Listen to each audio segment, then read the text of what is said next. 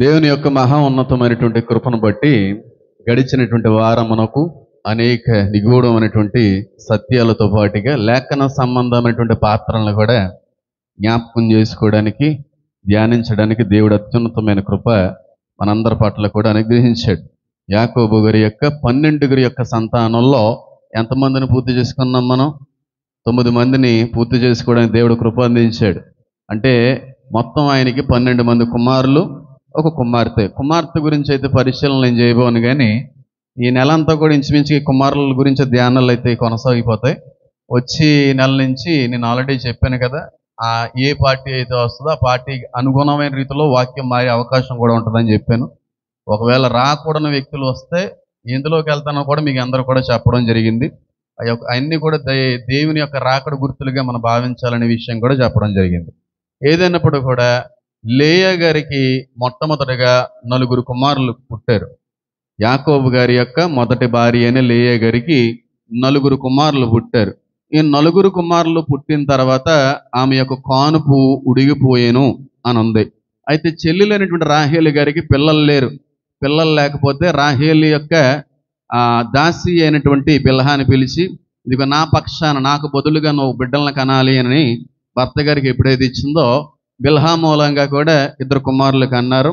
ఇది చూసినప్పుడు లేయా, నాకు ఎలాగా పిల్లలు పుట్టలేదు, నా చెల్లి యొక్క దాసికి 2 పిల్లలు పుట్టేశారు, నాకెందుకు పుట్టరని చెప్పి తన దాసిని కూడా భర్త గారి దగ్గర పంపించి అక్కడ కూడా 2 కుమారుల్ని కనిపించడం అనేది జరిగింది. వాస్తవానికి 80 కుమారులు అయిన తర్వాత లేయా యొక్క గర్భాన్ని దేవుడు మళ్ళీ తెరిచాడు. లేయా యొక్క గర్భాన్ని దేవుడు మళ్ళీ తెరిచాడు. తెరిచినప్పుడు లేయా గారు కన్నటువంటి 5వ కుమారుడు యాకోబు గారి యొక్క 9వ కుమారుడే ఇస్సాకారు. ఇస్సాకారు అనేటువంటి పేరు పెట్టడంలో ఉన్నటువంటి ఉద్దేశం ఏమీ ఉంది? అసలు జరిగినటువంటి వాస్తవ సత్యం ఏంటి?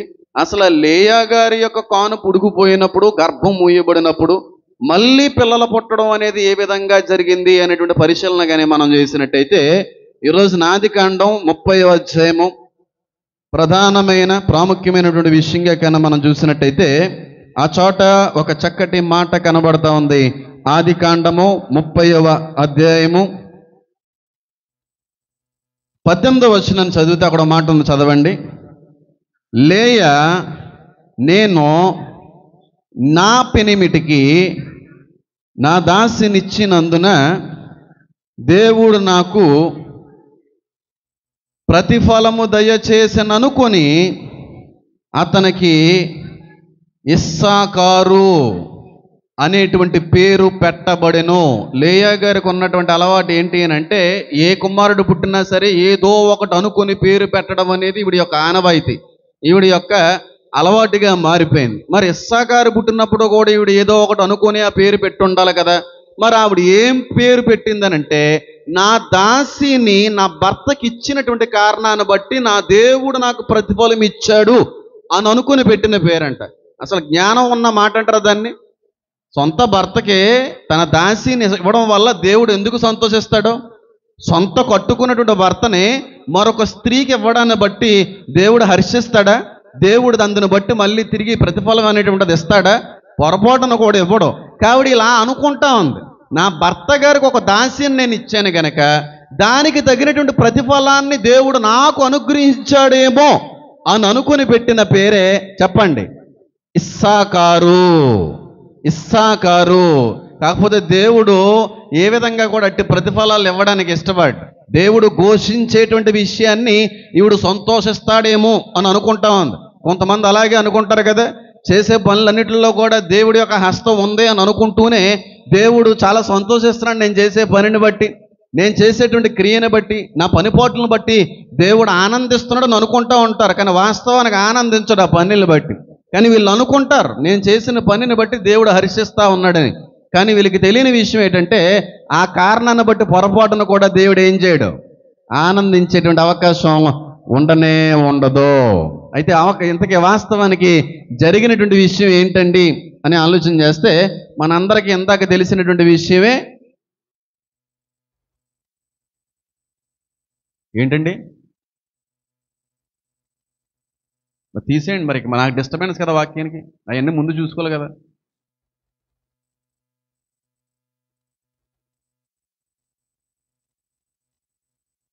అసలు 8 నేను డోర్ క్లోజ్ చేస్తానని చెప్పాను, మీరు నాకు ఫోన్ చేసి రాలేదండి మీరు.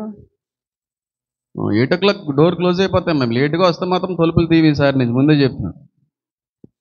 సరే, మనకు తెలిసినటువంటి విషయమే, యాకోబు గారికి ఎప్పుడైతే లేయా 4 కుమారులకు అన్నదో, కన్నటువంటి కారణాన్ని బట్టి చెల్లినటువంటి రాహేలు గారు గుబుస్సు పొందుకున్నారు, అసూయ పడ్డారు.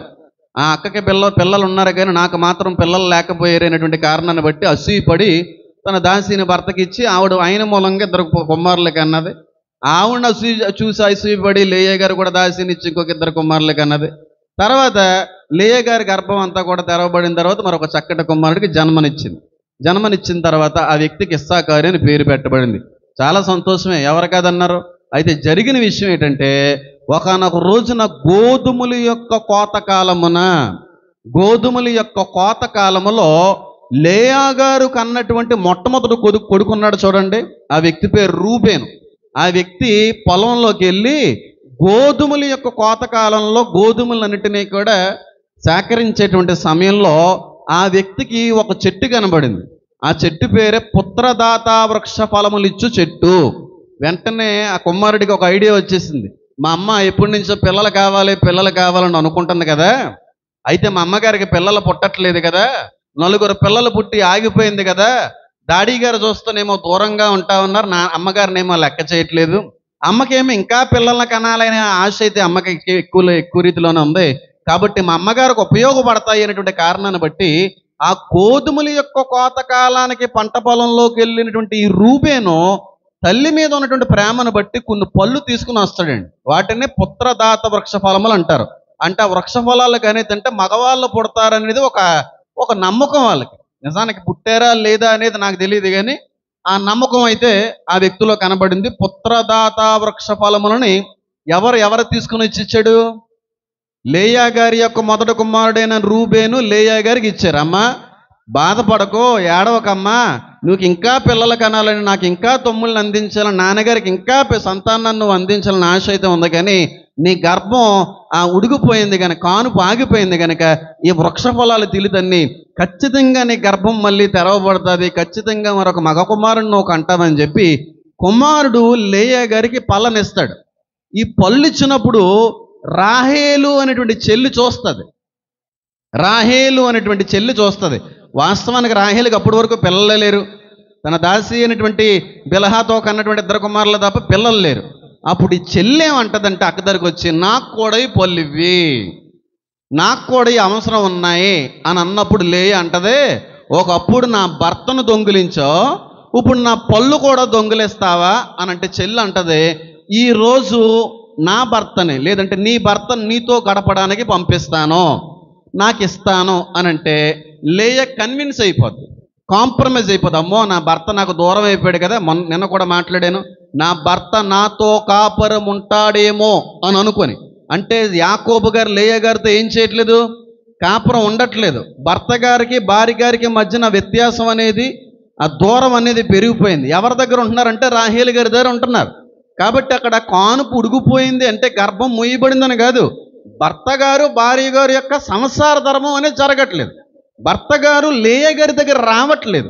అప్పుడు ఏం చేస్తుందంటే, నా భర్త నా దగ్గర రావాలనేదే కదా నా కోరిక అంతా కూడా, నా భర్త నాతో గడపాలనేదే కదా నా కోరిక అంతా కూడా, నా భర్త నాతో సంసారం చెయ్యాలన్నదే కదా నా ఆశ అంతా కూడా అని చెప్పి ఎదురు చూస్తున్నటువంటి సమయంలో దాన్ని పట్టుకున్నటువంటి రాహేలు, ఆ పళ్ళు కానీ నాకు ఇస్తే ఈ రోజుకి యాకోబు నీ దగ్గర పంపిస్తాను అని అన్నప్పుడు వెంటనే పళ్ళల్లో సగ పళ్ళల్ని రాహేలుకి ఇచ్చేస్తుంది. రాహేలుకి ఇచ్చిన తర్వాత యాకోబుతో మాట్లాడుతుంది రాహేలు. ఏమనంటే, ఇదిగో నేను నీ కొరకు నిన్ను పళ్ళు పెట్టి నేను ఇలాగా అమ్మడం అయితే జరిగింది, కాబట్టి రాత్రికో లేదంటే కొన్ని రోజుల్లో అక్కగారితో నువ్వు అక్కడ ఉండవలసిన అవసరం ఉంది అని చెప్పి యాకోబుని రాహేలు పంపించేస్తుంది. దేనికి? ఈ పళ్ళు తీసుకొని. ఆ పళ్ళు తీసుకుని పంపించినటువంటి కారణాలన్నీ కూడా బైబిల్లో కనబడతా ఉన్నాయి. అంటే ఈ విషయాన్ని బట్టి మనకు అర్థం అవ్వవలసిన విషయం ఏంటంటే, లేయా గారు సొంత భర్త అయినటువంటి యాకోబు గారిని ఏం పెట్టుకున్నదన్నమాట? పళ్ళు పెట్టుకున్నది. వాస్తవానికి ఎవరికి హక్కు ఉంది? యాకోబు గారి మీద ఎవరికి హక్కు ఉంది? లేయా గారికే హక్కు ఉంది. ఎందుకంటే సర్వాధికారము సర్వ హక్కు కూడా ఆ మొదటి భార్యకే మాత్రం ఉంది. ఎందుకు ఆ మొదటి భార్యకి బిడ్డలను ఇచ్చాడు, వాళ్ళ జ్యేష్ఠ కుమారులు కూడా దేవుడు దీవించాడు. కానీ ఈ తింగరావిడి ఆ పొల్లిస్తే నా భర్త దగ్గరకు వస్తాడని చెప్పి కన్విన్స్ అయ్యి ఇచ్చేయడం జరిగింది. అయితే యాకోబు అంటాడు, ఈరోజు లేయా అంటది, ఈరోజు నువ్వు నాతోనే గడపాలి అని అన్నప్పుడు అని అడిగితే యాకోబు అప్పుడు ఈవిడ అంటది, నేను పొల్లు పెట్టి నిన్నేం చేశాను, కొనేశాను. పొల్లు పెట్టి కొనేయడానికి ఆయన ఏమన్నా సైకిలా, బొమ్మ, లేకపోతే లక్క పెడతా నాకు తెలియగడితే పొల్లు పెట్టి కొనేసానని చెప్పి ఆయన అంటే ఆయన ఇంకెంత పిచ్చుడు అర్థం చేసుకోండి, ఆయన ఇంకెంత అమాయకుడు అర్థం చేసుకోండి. పొల్లు పెట్టి కొనేయడం ఏంటండి? అదేమన్నా వస్తువు? అదేమన్నా బియ్యం బస్తా అలా సీరియస్గా చూస్తున్నాడు. అదేమన్నా బియ్యం బస్తా? మన సౌండ్లు బయటికి రాకూడదు. వాళ్ళ సౌండ్లన్నీ మందిరంలోకి వచ్చిన ప్రాబ్లం లేదు, అడగడానికి ఎవడో కూడా సాహసించడం. ఎందుకంటే మనోళ్ళు కాబట్టి, మన కులపోలు కాబట్టి. సౌండ్ పెంచండి. మనకు లేదా సౌండ్? మేము పెంచుతాం. పెంచి సౌండ్ మనకి డిస్టర్బెన్స్ వచ్చినప్పుడు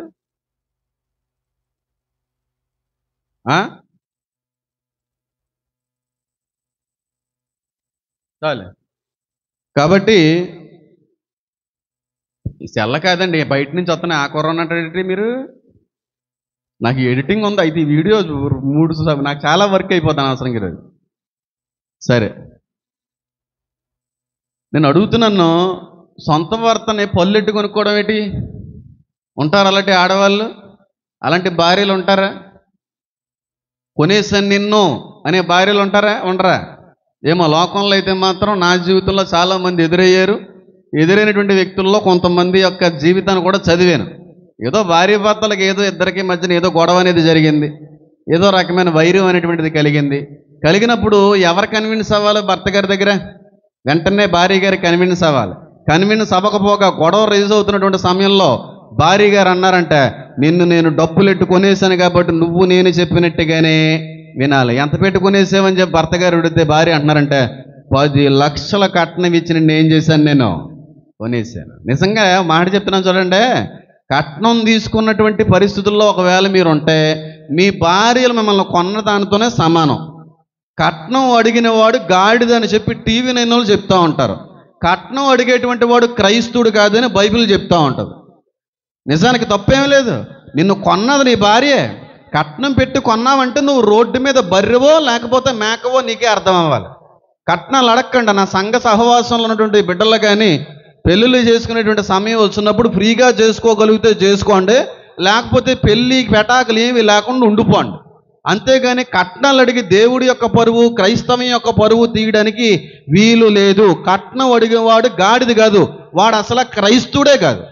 వాళ్ళకి ఏదో ఇష్టపడి, వాళ్ళకి నచ్చి, వాళ్ళంతటా వాళ్ళకి ఏదైనా ఇవ్వాలనుకుంటే అది తీసుకోవడం పెద్ద తప్పేం కాదు. ఎందుకంటే ఎలియాజరు విషయంలో కూడా అది జరిగింది. అంతేగాని మా కుమారుడిని నేను ఇవ్వాలి అంటే, మా కొడుకుని నీకు ఇచ్చి పెళ్లి చేయాలంటే ఇంత కట్నం ఇస్తేనే కానీ నేను పెళ్లి చేయను అనే వాళ్ళు ఉంటే వాళ్ళ క్రైస్తవులు కాదు. ఖచ్చితంగా వాళ్ళు చెప్పుకోవాల్సిన లెక్కలు కూడా ఉన్నాయి. ఏమో నేనైతే నా భార్య దగ్గర నుంచి ఏమీ కూడా ఆశించలేదు, మా నాన్నగారు కూడా మా అమ్మగారి దగ్గర నుంచి ఏమీ ఆశించలేదు. ఈ రోజు వరకు కూడా అత్తింటి నుంచి ఏది కూడా పొందుకోలేని వ్యక్తి మా నాన్నగారు. పోనీ అక్కడితో అయిపోయిందంటే అది కాదు, మా తాతల దగ్గర నుంచి కూడా భార్యల నుంచి ఏమీ తెచ్చుకోలేదు. అది క్రైస్తవ్యం అంటే, అది నిజమైన క్రైస్తవుల్లో ఉండేటువంటి అనుభవాలంటే. అంతేగాని క్రైస్తవ పెళ్ళిళ్ళు చేస్తూ ఉంటారో కట్నాలు మాత్రం అడుగుతూ ఉంటారు. కట్నం లేకపోతే క్రైస్తవ పెళ్ళి కూడా జరగదు. ఒకవేళ నువ్వు అలాంటి ఆలోచనలు ఉన్న వ్యక్తివైతే నువ్వు పొరపాటును కూడా దేవుని ఎదుట నిందారహితునిగా నిలవలేవు, గుర్తుపెట్టుకుంటే. అయితే ఇది నేను చెప్పేటువంటి టాపిక్ ఇది అంత మాత్రమో కూడా కాదు, కానీ వాస్తవానికి లేయా యాకోబు గారిని ఏం పెట్టుకునేసింది? పళ్ళు పెట్టుకునేసింది. ఇక్కడ ఎంతమంది ఉన్నారు భర్తలను కొన్నవాళ్ళు కట్నాలు ఇచ్చి? తప్పదు మరి, ఇంకా వాళ్ళు చెప్పినట్టే చేయాలి. వాళ్ళు ఏమంటే అదే చేయాలా. వాళ్ళు కూర్చోమంటే కూర్చోవాలి, నిలబడమంటే నిలబడాలి. ఎందుకంటే వాళ్ళు నిజంగానే కొన్నారు నిన్ను. నువ్వు కట్నం తీసుకోలేదు అనుకో, అప్పుడు నీవు శిరస్సు అయి ఉంటావు, నువ్వు యజమానుడై ఉంటావు. కట్నం తీసుకున్నావు కనుక నీ భార్య దగ్గర నువ్వు బానిసగానే బతకాలి, ఆవిడ చెప్పినట్టుగానే నువ్వు ఉండాలి. ఇది దేవుని దృష్టిలో తప్పో ఒప్పో తర్వాత విషయం. కట్నం తీసుకున్న ఏ దరిద్రుడైనా సరే భార్యకి లొంగాలి, అంతే. వాక్యం ఏమో నీ భార్య భర్తకు లొంగాలని ఉంది, కానీ కట్నం తీసుకున్న వాళ్ళు మాత్రం భార్యకు లొంగి తీరాలి. ఎందుకంటే ఆవిడ కొన్నది డబ్బులెట్టి నిన్ను. ఎందుకంటే యాకోబు లొంగాడా? లేయాకు లొంగలేదా? పళ్ళుకు లొంగాడు. ఎందుకంటే కొన్నాను అంది ఆవిడ. కొన్నాను అని అంది కనుక కట్నాలు అనేటువంటి పేరు కానీ కట్నం అనే మాట కానీ నా పరిచయంలో వినబడడానికి వీలు అనేది ఎంత మాత్రం కూడా లేదు. ఏదైనప్పుడు కూడా మరి ఇప్పుడు లేయా గారు కన్నటువంటి 5వ కుమారుడైన ఇస్సాకారు గురించి మనం ఏమి నేర్చుకోవచ్చండి? ఆయన జీవితం నుంచి నేర్చుకోదగినటువంటి పాఠాలు, ఆత్మీయ అనుభవాలు ఏమైనా ఉన్నాయంటే ఇస్సాకారు నుంచి నేర్చుకోవలసిన దానికంటే కూడా ఎక్కువ మొత్తంలోనే అద్భుతమైన విషయాలు బైబిల్లో దేవుడు దాచి ఉంచాడు. ఇస్సాకారు గురించి నేర్చుకోవాలంటే లెక్కలేనన్ని నిగూఢమైనటువంటి సత్యాలన్నీ కూడా బైబిల్లో రాయబడి ఉన్నాయి. అయితే ఏం మాట్లాడుకోవచ్చు? దావీదుకు అద్భుతమైనటువంటి రీతిలో సహకరించిన వ్యక్తి ఇస్సాకారీయులే, అందులో సందేహం ఏమీ లేదు. మోషే మూలంగా ప్రవచనంలో దీవెనలు పొందుకున్న వ్యక్తులు కూడా ఇస్సాకారీయులే. నీ గుడారముల్లో నీవు సంతోషించదువు అనేటువంటి వాగ్దానం కూడా పొందుకున్న వ్యక్తులు ఇస్సాకారీయులే. దెబోరా యుద్ధానికి వెళ్తామంటే వెనకాల సపోర్ట్ చేసింది కూడా ఈ ఇస్సాకారీయులే. అలాగే యోర్దాన్ నది నుంచి కర్మేలు పర్వతం వరకు కూడా మంచి భాగాన్ని పొందుకున్న వ్యక్తులు కూడా ఈ ఇస్సాకారీయులే. అన్నిటికంటే కూడా జన సంఖ్యలో, సంఖ్య బలంలో అందరికంటే కూడా ఎక్కువ బలవంతులు కూడా ఇస్సాకారీయులే. కాబట్టి వీళ్ళ నుంచి నేర్చుకుందాం అనుకుంటే బోల్డ్ అని విషయాలు ఉన్నాయి. కానీ దేవుని యొక్క ప్రేరణ, దేవుడు తెలియజేయమన్నటువంటి విషయాన్ని అయితే నేను తెలియజేసి ముందుకు వెళ్ళిపోవడానికి ప్రయత్నం అయితే చేస్తాను. చాలా విషయాలు ఉన్నాయండి. చాలా మంచోళ్ళు ఇస్సాకారీయులు, చాలా మంచోళ్ళు, సంఖ్య బలం కలిగి ఉన్నవాళ్ళు, మేనుగాలు చాలా బలంగా ఉన్నవాళ్ళు, చాలా సంఖ్యతో కూడిన గోత్రం ఇస్సాకారు గోత్రానికి సంబంధించినటువంటి వ్యక్తులు అందరూ కూడా. అయితే ఆయన గురించి ఈ విషయాలైనా మాట్లాడిన కానీ సొంత తండ్రి అయినటువంటి యాకోబు గారు ఇస్సాకారును ఉద్దేశించి ఒక మాట మాట్లాడతాడు. ఆ మాట అంటే నాకు చాలా ఇష్టం. ఆ విషయాన్ని పరిశీలించడానికి ప్రయత్నిద్దాం. ఈ వచనాన్ని పట్టుకొని చాలా మంది ఇష్టానుసారమైన రీతిలో, వాళ్ళకి అనిపించిన రీతిలో బోధించుకుంటూ వెళ్ళిపోయారు. నేను వాళ్ళ పేర్లు ఎత్తి వాళ్ళకి ఎంచపరచాలన్న నా ఉద్దేశం నాది కాదు. కానీ దాని యొక్క ఉద్దేశము, దాని యొక్క సారాంశం అది ఎంత మాత్రమో కాదు. ఆ విషయాన్ని నేను పరిశీలించడానికి ప్రయత్నం అయితే చేద్దాం. ఆదికాండము 49వ అధ్యాయము. ఆదికాండము 49వ అధ్యాయము.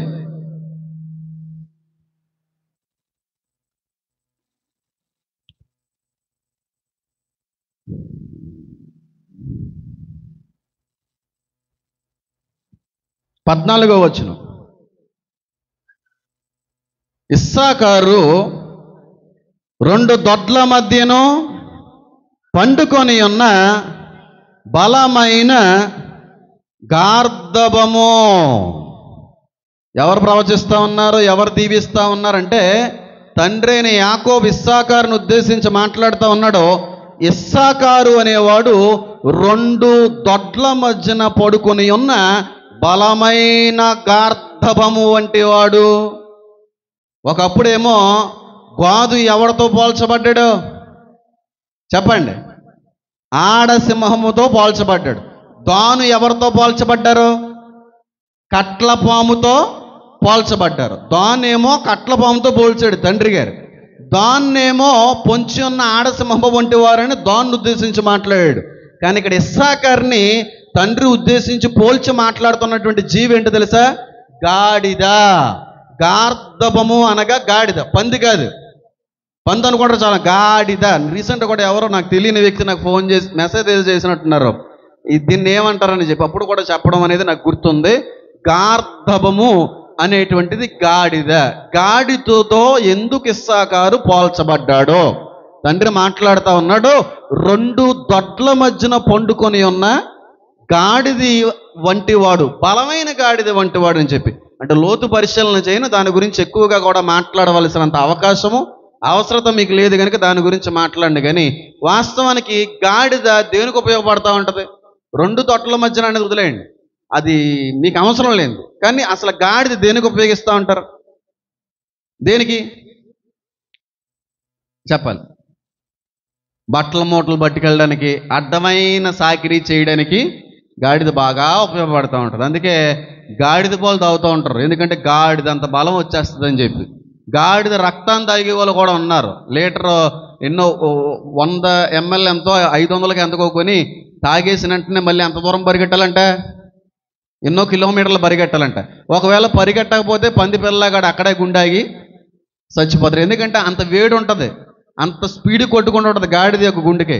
అయితే గాడిద దేనికి ఉపయోగించబడతా ఉంటుందంటే బరువైనటువంటి ఆ సామాగ్రిని వట్టి చాకరీలు చేయడానికి గాడిద బాగా ఉపయోగపడతా ఉంటుంది. అంటే ఈ రోజుల్లో మనకి గాడిదలు అనేటువంటి లోకంలో కనబడకపోవచ్చేమో, కానీ ఆ రోజుల నుంచి కూడా గాడిద అనేటువంటిది ఎందుకు ఉపయోగపడింది అంటే ఏ ప్రాంతానికి వెళ్ళాలన్నా ఏ పని ఉన్నా సరే మనిషి నడుచుకుంటూ వెళ్తా ఉంటాడు, కానీ ఆ భారం అంతా కూడా, ఆ బరువు అంతా కూడా, ఆ సామాగ్రి అంతా కూడా గాడిద మీద పెట్టి మొయ్యిస్తూ ఉంటారు. అంటే గాడిద ఎందుకు ఉపయోగించబడింది అంటే వట్టి సాకిరీలకు ఉపయోగించబడేటువంటి జీవి గాడిద.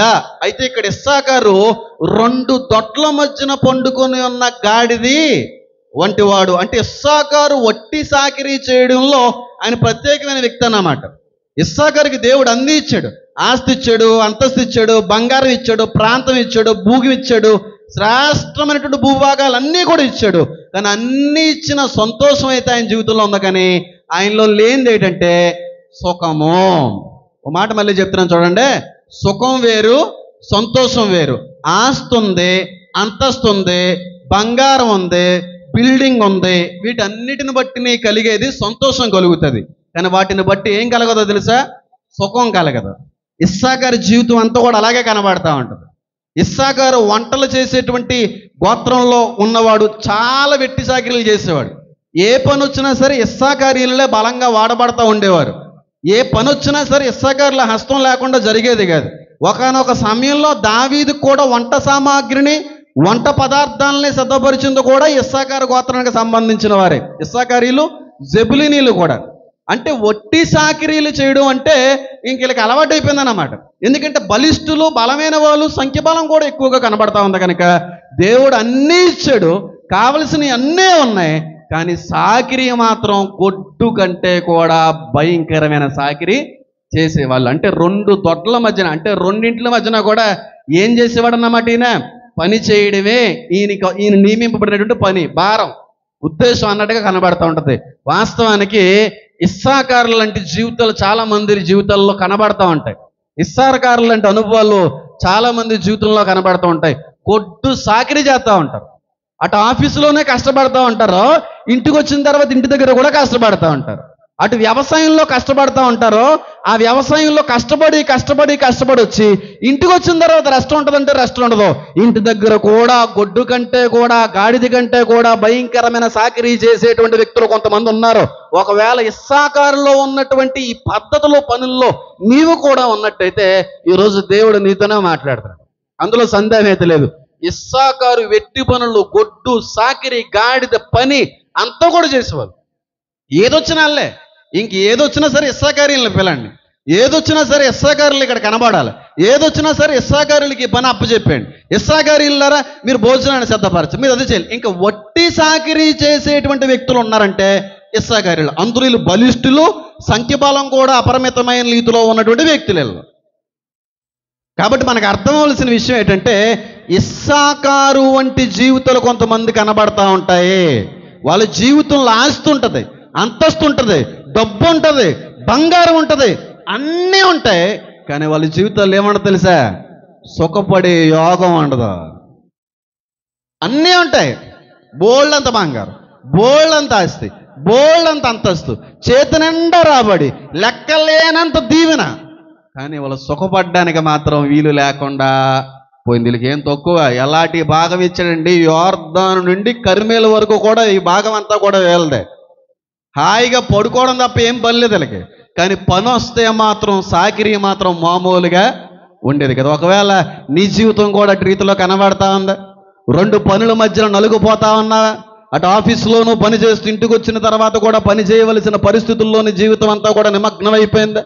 అటు వ్యవసాయం జరిగిస్తా ఉన్నావు, చాలా కష్టపడుతున్నావు, చెమటూర్చి కష్టపడుతున్నావు, ఇంటికి వచ్చిన తర్వాత కొంచెంపైనా సరే రెస్ట్ తీసుకుందాం, కొంచెంపైనా సరే విశ్రాంతి పొందుకుందాం అంటే వీలు లేని జీవితంలో నీ జీవితం కానీ మారిపోతే నువ్వు ఏ గోత్రానికి సంబంధించిన అనుభవాల్లో ఉన్నావో తెలుసా? ఇస్సాకారు సంబంధమైన గోత్రాలే.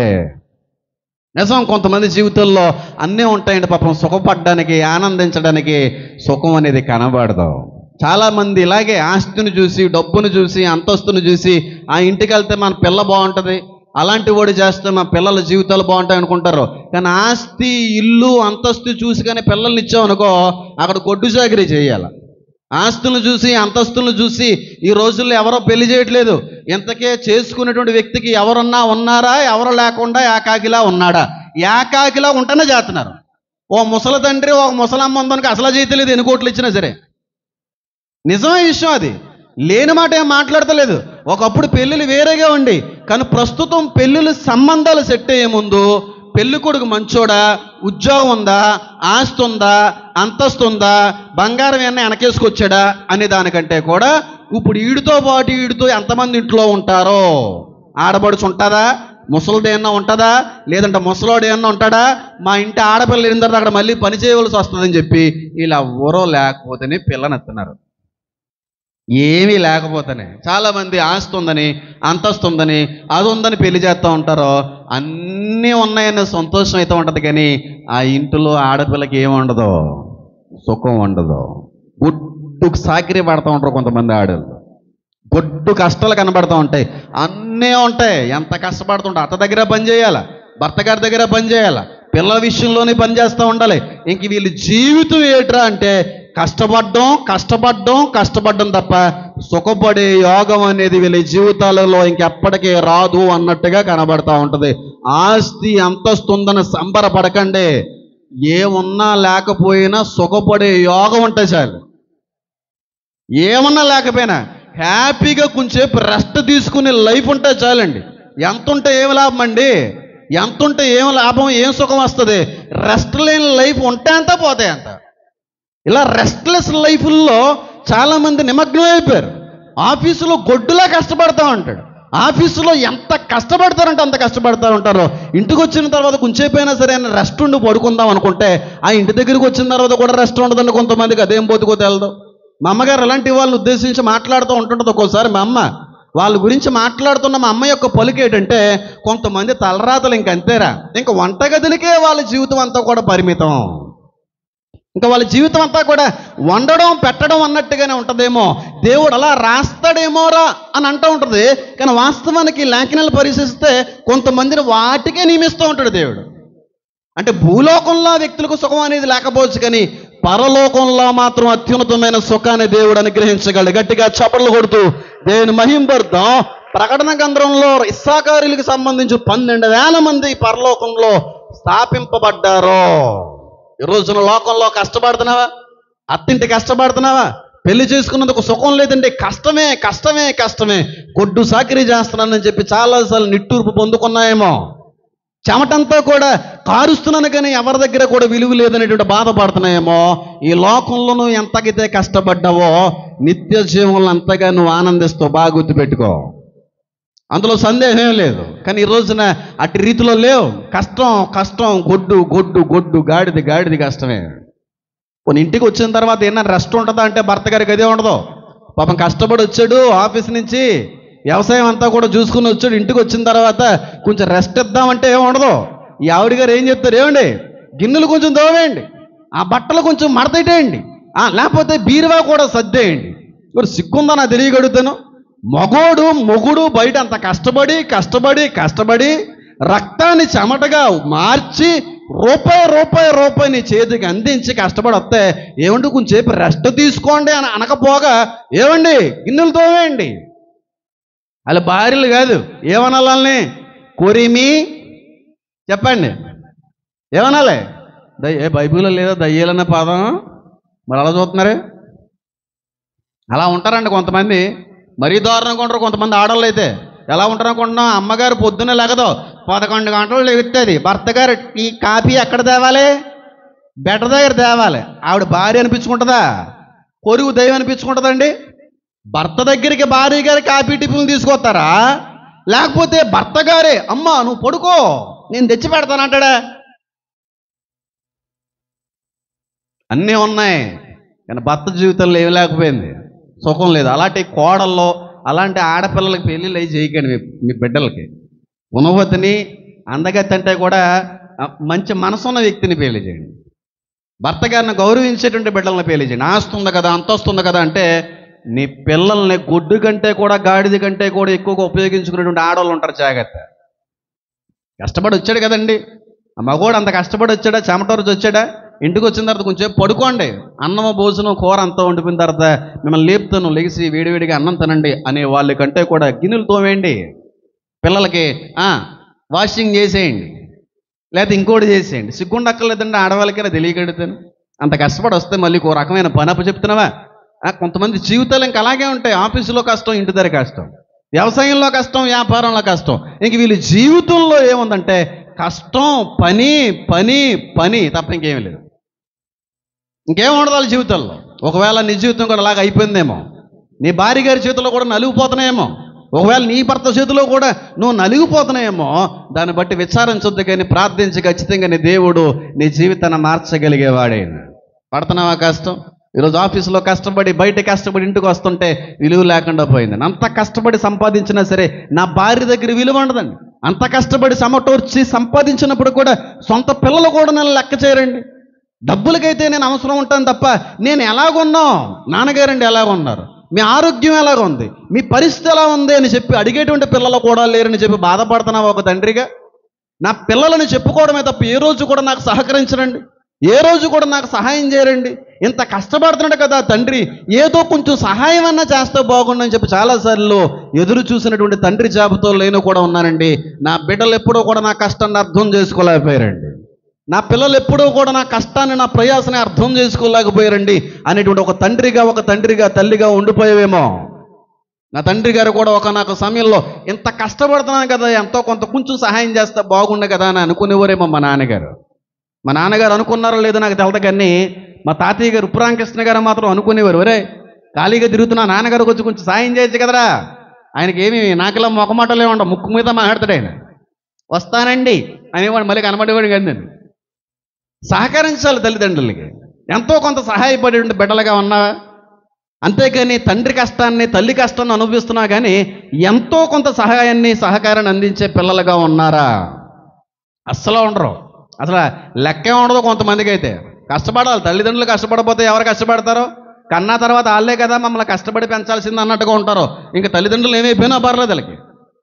ఇంకా తల్లిదండ్రుల జీవితం ఏమైపోయినా, వాళ్ళ ఆరోగ్య పరిస్థితులు ఏమైపోయినా, వాళ్ళు ఎన్ని రకాలైన బలహీనతలతో ఇబ్బంది పడినా మాకు అవసరం లేదు. మాకు తెచ్చి పెడుతున్నారా లేదా, స్కూల్ ఫీజులు కడుతున్నారా లేదా, కాలేజ్ ఫీజులు కడుతున్నారా, బట్టలు కొంటున్నారా, ఇంకంతే. అంతేకాని వయసు వస్తుంది తల్లిగారికి, తండ్రి గారికి వయసు వచ్చేస్తూ ఉంది, బయట కష్టపడుతున్నారు, ఇంటి పనిలో కూడా కష్టపడుతున్నారు, కొంత రెస్ట్ తీసుకోవలసిన వయసులోకి వాళ్ళు వచ్చారు కనుక అమ్మ ఈ పని నువ్వు చేయకమ్మా, అమ్మ పని అంతకన్నా ఎక్కువ చేయడం నీకు మంచిది కాదమ్మా, వయసు పెరుగుతూ ఉంది కనుక అంతగా నువ్వు కష్టపడకో, కొంచెం చిన్న పని చేసావు కదా, వంట ఏదో చేసావు కదా, వచ్చి ఇంట్లో కూర్చో, లేకపోతే ఆ పని చేసావు కదా కొంచెం రెస్ట్ తీసుకో అనేవాళ్ళకంటే నా వల్ల కాదు, నేను 11 గంటలుగా లెగుతాను, ఈలోగా నువ్వు అన్నీ కూడా శబ్దం చేసేసి వేడి జీడిపప్పు ఎక్కడ తెచ్చే, మంచం దారి తెచ్చే, పొలు ఇంకో కూడా తినేస్తారు. ఇలా ఉంటారు కొంతమంది. అర్థం చేసుకుంటున్నావా ఒక తండ్రి యొక్క బాధని? అర్థం చేసుకుంటున్నావా ఒక తల్లి యొక్క శ్రమను? అర్థం చేసుకుంటున్నావా? కొంతమంది ఉంటారు రెండు వైపులా కూడా కష్టపడేటువంటి జీవితాలు, రెండు వైపులా కూడా నలుగుపోయేటువంటి జీవితాలు. ఎందుకు సంపాదిస్తున్నారా, ఎందుకు కష్టపడుతున్నారా, ఎందుకు అంత ప్రయాసపడుతున్నారంటే పిల్లలకి వెనకేయాలి కదండి అనే మాట కూడా పిల్లలకి తెలుసు. ఎంత కష్టపడినా పిల్లల కోసమే కదని అంటాడు. మరి అర్థం చేసుకోవాలి ఈ తండ్రి గారి బాధని. ఈరోజు నా తండ్రి కష్టపడుతుంది నా కోసమే కదా, మా తల్లి గారు కష్టపడేది నా కోసమే కదా, నా జీవితం బాగుండాలని, అలాంటి నా తల్లిదండ్రుల యొక్క జీవితం రాకూడదని నేను బాగుండాలని ఎంత కష్టపడుతున్నారే అని చెప్పి తండ్రి గారి యొక్క మాటకి విధేయత చూపేటువంటి కుమారులుగా ఉన్నారంటే అబ్బే తండ్రి గారు ఎంత చెప్తా ఉంటాడు, ఒరే నా మాట అనరా, నా మాట లెక్క చేయరా నాయన, నాలాంటి జీవితం కానీ జీవితం మారిపోకూడదు, నేను ఈ రోజున వాడి దగ్గర వీడి దగ్గర కష్టపడితేనే కానీ రూపాయి చేతికి రావట్లేదు, నీ బ్రతుకు అలా ఉండకూడదురా, దర్జాగా కూర్చొని దర్జాగా సంపాదించవలసిన వాడే ఉండాలని నేను ఎంతగా కష్టపడుతున్నాను రా బాబు, నేను చెప్పినట్రా వినరా బాబు అంటే వద్దు, అవసరం లేదు, మా నాన్నగారి మాట అవసరం లేదు, మా అమ్మగారి మాట అంతకంటే అవసరం లేదు, మీరు ఏమైపోయినా పర్లేదు, నేను అనుకున్న దానికి 3 కాళ్ళు అన్నట్టుగా వెళ్తా ఉంటారు. ఒకవేళ అర్థం చేసుకునే కుమారుడు అయితే, అర్థం చేసుకోగలిగేటువంటి కుమార్తె అయితే చాలా సంతోషమే. కానీ అర్థం చేసుకోకుండా అంత కష్టపడుతున్నారే, అంత నలుగుతున్నారే ఇద్దరు కూడా అని తెలిసి కూడా వాళ్ళ యొక్క ప్రయాసని, వాళ్ళ యొక్క కష్టాన్ని అర్థం చేసుకోలేనటువంటి కుమారుడివి, కుమార్తెవైతే నువ్వు ఉన్నా పోయినా పెద్ద నష్టం ఏం లేదంటాను నేను. పెద్ద నష్టం ఏం లేదు. ఎంత గుడ్డండి, ఎంత గొడ్డు సాగిరండి. అయితే పేరు చెప్పాలని అనుకోవట్లేదమ్మా. పేరు చెప్పి వాళ్ళని బాధ పెట్టేటువంటి రీతిలో నేను ఉండకూడదనే ఉద్దేశంతో ఆవిడ యొక్క పేరు నేను చెప్పట్లేదు. కానీ చాలా ఉంది ఆవిడకి, బోల్డ్ అంత ఆస్తి, ఎత్తైన మేడ, డబ్బు, బంగారం, కులం అన్నీ సూపరే. కానీ ఆవిడ జీవితంలో సుఖం లేదు. టీచర్ ఆవిడ ఎంత కష్టపడుతుందంటే అంత కష్టపడుతుంది. పొద్దున్న 8 గంటలకు స్కూల్కి వెళ్ళి రాత్రి 6 గంటలకు కానీ ఇంటికి రాదు. అంత గొడ్డులా కష్టపడి ఇంటికి వచ్చిన తర్వాత కొంచెం రెస్ట్ ఏమన్నా ఉంటుందంటే అబ్బే రెస్ట్ ఉండదు. అత్తగారికి పని చేయాలా, భర్త గారికి పని చేయాలా, ఇంక ఇంట్లో అంతా కూడా సాకిరీ చేసి చేసి చేసి 12 గంటలు పడుకొని మళ్ళీ పొద్దున్న 6 గంటలు లేచి మళ్ళీ పప్పు రుబ్బి మళ్ళీ స్కూల్కి వెళ్ళి మళ్ళీ డ్యూటీ చేసి మళ్ళీ పని చేసి ఇంటికి వస్తే ఆవిడకి విలువ ఉందా అంటే ఏ కోసాన్న విలువే లేకుండా పోయాడు. పోనీ అంత కష్టపడుతున్నందుకు ఎంతో కొంత విలువ ఇవ్వాలి కదండి. అంత కష్టపడుతున్నారు కదా, అంత ప్రయాసపడుతున్నారు కదా అని చెప్పి పోనీ ఎంతో కొంత గౌరవాన్ని ఇస్తారంటే భర్త ఎవడో. అబ్బే నువ్వు కష్టపడాలంతా అన్నట్టుగానే ఉంటుంది కొంతమంది భర్తల యొక్క వైఖరి అంతా కూడా. ఉన్నావా నీ జీవితంలో అలాగా? పేరు నేను చెప్పను, ఎవరో మీకు అర్థమై ఉండాలి. పాపం అప్పుడే ఆదివారం చర్చికి వెళ్దామని రెడీ అవుతారంటే పాపం లేట్ అయిపోయింది కదా చర్చికి వెళ్దామని అప్పుడే బయలుదేరతారంట. అప్పుడే తెస్తారంట చేపని, కూరండెళ్ళి. ఎంత నరకం అమ్మా. చెప్తుంటేనే మనకు నవ్వుగా ఉండొచ్చు కానండి, అనుభవించే వ్యక్తి ఎంత నరకం అనిపిస్తుందో అర్థమవుతూ ఉంటుంది. అంత కష్టపడి కష్టపడి కష్టపడి ఆదివారం ఒక్కరోజు 1 గంట మందిరానికి వెళ్ళి వస్తానంటే కుదరదు. పెసరెట్టు వేయాలి, చేపల పులుసు ఉండాలి. అప్పుడే పొద్దునుంచి ఏం చేసావయ్యా, రాత్రి చెప్పాలని నీకు తెలియదా? ఏం తెలియదా నీకు? అంత నలిగిపోయేటువంటి వ్యక్తులు ఉంటారు. వాళ్ళ కర్మ అని అనకూడదు, కొన్ని జీవితాలు ఇంకంతే. ఇక్కడ ఎంతకైతే కష్టపడతారో ఇక్కడ ఎంతకైతే ప్రయాసపడతారో పరలోకంలో అంత నిత్యానందాన్ని పొందుకుంటారు. ఇక్కడ కష్టపడుతున్నాను, ప్రయాసపడుతున్నాను, చాలా ఇబ్బందికరమైనటువంటి పరిస్థితులు ఎదుర్కొంటున్నాను, సుఖం లేదు, శాంతి లేదు, సమాధానం లేదు, రెస్ట్ అంతకంటే లేదని చెప్పి ఒకవేళ బాధపడుతుంటే ఒకటి గమనించు, భూలోకంలో ఎంత రెస్ట్లెస్గా అయితే నువ్వు పనిచేస్తావో పరలోకంలో అంత విశ్రాంతిని పొందుకుంటావు. ఇక్కడ రెస్ట్ లేకుండా సోమరులు ఉంటారు చూడండి, పని పాటు లేకుండా కూర్చొని ఇక్కడ ఉంటాయి, సుఖం ఉండొచ్చు. కానీ అక్కడ మాత్రం గట్టి పాలు పితకడమో లేదా గాడిది టాయిలెట్ క్లీన్ చేయడమో ఇలాంటి అప్పు చెప్తాడు దేవుడు. ఏ పనులు లేవా? అక్కడ కూడా పనులు బాధ్యతలు దేవుడు నియమిస్తాడు ఉంది కదా బైబిల్. నూతన సృష్టి అంటున్నాడు కదా, నూతన ఆకాశము నూతన భూమి అంటున్నాడు, కొత్త సృష్టి అంటున్నాడు. అక్కడ బాధ్యతలు ఉంటాయి, భాగాలు ఉంటాయి, స్థాయిలు ఉంటాయి, స్థానాలు ఉంటాయి. ఒకవేళ నీ ఇంట్లో కూడా అట్టి కష్టాన్ని అట్టి ప్రయాసాన్ని పడేటువంటి బిడ్డలు ఎవరైనా ఉంటే వాళ్ళు అర్థం చేసుకోవాల్సిన అవసరం ఉంది. అది తండ్రి అయినా తల్లి అయినా ఇంటి బిడ్డలైనా గుడ్డు కంటే కూడా గాడిది కంటే కూడా కష్టపడి వస్తున్నటువంటి వ్యక్తులైతే కొంత విలువ ఉండాలి. ఎక్కువ విలువ వచ్చేదిలే, కనీసం మనిషి అనే గౌరవం ఇవ్వండి అంతే. అంత చేసి అంత పెట్టిన తర్వాత కూడా కూరలకు పేర్లు పెడుతూ ఉంటారు కొంతమంది భర్తలు. కష్టపడుతుందా, పొద్దున్న లేచిన వెంటనే పప్పు రుబ్బుతుంది, 10 అయ్యేటప్పటికి 9 అయ్యేటప్పుడు టిఫిన్ పెడుతుంది, మళ్ళీ 12 అయ్యేటప్పటికి కూర రెడీ, మళ్ళీ సాయంత్రానికి స్నాక్ రెడీ, మళ్ళీ రాత్రి 7 గంటలకు మళ్ళీ కూర రెడీ. ఇంకేం చేస్తుందిరా ఈ ఆడావిడంటే వంటగదిలో తప్ప ఇంకేం చేయదావిడి. పోను శుభ్రంగా తినేసి తొంగుందామంటే తినేసి తొంగాడు. ఉప్పు తక్కువైంది, కారం ఎక్కువైంది, చింతమంది ముక్కు పళ్ళు రాలిపోలే, నీకు మూతి పళ్ళు రాలిపోలే. మొగోడు అని అనడానికి సిగ్గా వేస్తుందా నాకు నిజంగానే. ఇంత కష్టపడుతుంటే ఆడళ్ళు తిని శుభ్రంగా పోతుల్లా తినేసి పడుకోకుండా ఉప్పు తక్కువైందా నీ ముఖం తాగలయ్యా, బయటికి వెళ్తే నీకు బయటే బాగుంటాయి, ఇంట్లో నచ్చవు నీకు. ఉప్పు తక్కువైంది, చింతపండు వేయలేదే, ఆ చింతపండు వేయకపోతే పక్కన ఎక్కడో ఉంటుంది, తెచ్చుకుని నోట్లో వేసుకో. చింతపండు ఏముంది, చక్కగా ఉంటుంది, గుళ్ళుమది బాగుపడదు, అప్పుడప్పుడు తిప్పుకుంది. పేర్లు పెడతా ఉంటారు వార్తలు. పిల్లలైనా సరే అర్థం చేసుకుంటారంటే అబ్బాయి అదే అర్థం ఉండదు.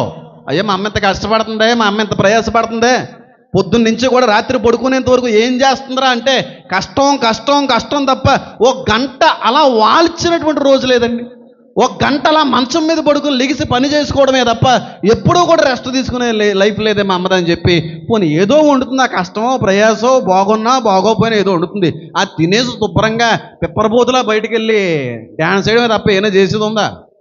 ఎందుకు ఎలా ఉండవు, తిన్నా అని కాన్స్టిట్యూన్సీ రాత్రి వీడు వండి పెట్టడమే చాలా ఎక్కువ, వీడికి వండి పెట్టడమే చాలా ఎక్కువ, పైగా దానికి మళ్ళీ పేర్లు పెడతామంట. వీడు ఉంటారు అలాంటి భర్తలో. బుర్రలు ఊపి ఒప్పనట్టుగా చేస్తున్నాడు చెన్నైగడి. అలా పేర్లేని ఎడుతున్నావు వీడి అమ్మకే, అలా అలా బుర్ర ఊపి తాపిసావే. రూతు గారు అయితే పెద్ద పెద్ద కొల్లే చేసేస్తుంది వీడి. ఉన్నారా? లేకపోతే ఆ మాటలు ఎందుకు వస్తాయి ఇక్కడ? చెప్పొద్దులే, నేనేం అన్న, మళ్ళీ చెప్పేస్తే మళ్ళీ పేరు వచ్చేది బయటికి. అనొద్దు. ఒకవేళ నిజంగా అట్టి పరిస్థితుల్లో నీ జీవితం, నీ కుటుంబంలో ఇస్సాకారీలు ఎలాగైతే అంతగా కష్టపడేవారో, అంతగా ప్రయాసపడేవారో, అంత ప్రయాస నీ భార్య, నీ బిడ్డలు కానీ జరిగిస్తున్నట్టయితే కనీస విలువ, కనీస గౌరవం అయినా సరే ఇచ్చేటువంటి వ్యక్తులుగా మనం ఉండాలండి. అంతేగాని వాళ్ళ ప్రయాసని అర్థం చేసుకోపోగా, వాళ్ళ కష్టాన్ని అర్థం చేసుకోపోగా, వాళ్ళ అంత ఇబ్బందుల్లో కూడా మమ్మల్ని ఎంతగా చూసుకుంటున్నారు అనేటువంటి ఆలోచన కూడా లేకుండా, ఇంకా తండ్రి మాటతో పని లేదు, తల్లిగారి మాటతో పని లేదు, పైగా వండిన వాటికి కూడా పేర్లు పెట్టే వ్యక్తి అయితే ఇక్కడైతే నువ్వు సుఖపడచ్చు. కానీ వాళ్ళు ఉన్నని చెప్పి ఆ సుఖం వాళ్ళు పోయిన తర్వాత అప్పుడు చెప్పట్టుకుని ఏం చేస్తావు? ఆ భార్య ఉన్నప్పుడే బాగుందండి బాబు, ఆ ఏదో మాడిపోయిన దోసెట్టిది, ఇప్పుడు ఆ దోసెట్టి వాళ్ళు కూడా లేదని చెప్పి ఏడితిగా. నిజంగా చెప్తున్నాను చూడండి, నేను ఈ మాట అనొచ్చు అనకూడదు కూడా నాకు తెలియదు. భార్య భర్తల్లో మొట్టమొదటగా భర్తే పోవాలి తప్ప భార్య పోకూడదు. భార్య కానీ పోయిందంటే బతుకున్నటువంటి భర్త నరకం చూడాలి, నరకం చూడాలి. నిజం చెప్తున్నాను.